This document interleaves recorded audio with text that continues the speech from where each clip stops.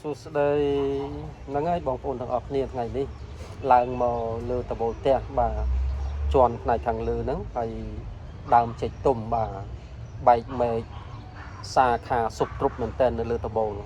នៅដើមចេកទុំនឹងដាំនៅខាងក្រោមណោះប៉ុន្តែវាឡើងវាមកដល់លើតបូលនេះវាចូលជាង20ម៉ែត្រចូល30ម៉ែត្រណាព្រោះវាបើរាប់ទៅវា4ជាន់ពីក្រោមមកហ្នឹងហើយ4ជាន់អញ្ចឹងវាឡើងមកលើនឹងបែកមែកសាខាសុបទ្រុបបាទពេញតបូលនឹងហើយដើមចេកទុំមានលក្ខណៈមួយពិសេសបងប្អូនពេលថ្ងៃលិចទៅណាគឺវាបំភាយក្លិនក៏អូបប្រហើររបៀបថាចេកទុំអញ្ចឹងណាបានគេហៅថាចេកទុំតាមមើលហ្នឹងហើយផ្កាវានឹងពណ៌លឿងហើយបើយើងយកមកហិតផ្ទាល់វាអត់សូវជាក៏អូបអីទេតែបើសិនជាយើងមកអង្គុយក្រោមដើមអញ្ចឹងជាពិសេសនៅពេលថ្ងៃលិចបាទនៅពេលថ្ងៃលិចហ្នឹងមានលក្ខណៈមួយក៏អុបភាយតែម្ដងហ្នឹងហើយលក្ខណៈពិសេសរបស់វាមួយទៀតហ្នឹងគឺតាក់ទាញបាទខ្មុំហ្នឹងហើយតែខ្ញុំអត់សូវខ្វះខ្មុំទេបងប្អូនបាទគឺនៅគ្រប់ពេលគ្រប់រដូវតែម្ដង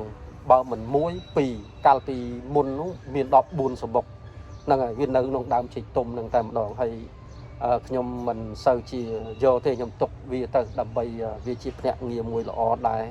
ជួយគេហៅថាចម្លងកេសរឈ្មោះទៅកេសរញីអញ្ចឹងណាធ្វើឲ្យដំណាំនឹងលូតលាស់បានល្អអញ្ចឹងទៅហ្នឹងហើយខាងក្រោយបងប្អូនឃើញទេនេះខ្មុំមកផ្លិតធំណាបងប្អូនហ្នឹងវានៅជាង2អាទិត្យហ្នឹងហើយខ្ញុំមិនយកទេធំមែនតើវានៅរហូតបាទហើយចាស់គេថានៅពេលដែលខ្មុំនៅអញ្ចឹងទៅវាធ្វើឲ្យសុខសប្បាយអញ្ចឹងណាហ្នឹងហើយយើងវាជាជំនឿមួយយ៉ាងដែរពាក្យថាសុខសប្បាយហ្នឹងវាយើងកុំធ្វើអីវាទៅវានៅទៅយើងធ្វើអារម្មណ៍យើងសប្បាយធ្វើអារម្មណ៍យើងប្លែកបាទហើយកន្លែងណាដែលខ្មុំនៅគឺកន្លែងហ្នឹងវាត្រជាក់ជុំដោយសារតែវាមានដើមឈើបានវាខ្មុំនៅមែនទេបងប្អូនហ្នឹងហើយនោះបងប្អូនមើលណាខ្មុំណាបាទណាធំបាទនៅលើតបូលផ្ទះបងប្អូននឹងធំបាទជាងទៀតទៅហើយបាទហ្នឹងហើយ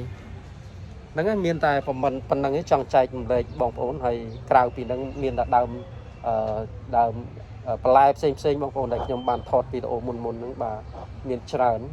បាទដែលខ្ញុំដាំលក្ខណៈមួយគ្រួសារដាំកំសាន្តបងប្អូននៅពេលអបសុកអីចឹងទៅយើងឡើងមកអង្គុយលើតបូលចឹងទៅមានអារម្មណ៍មួយប្លែកមួយយ៉ាងដែរហ្នឹងហើយអរគុណច្រើនបងប្អូនជួបគ្នាវីដេអូក្រោយបាយបាយ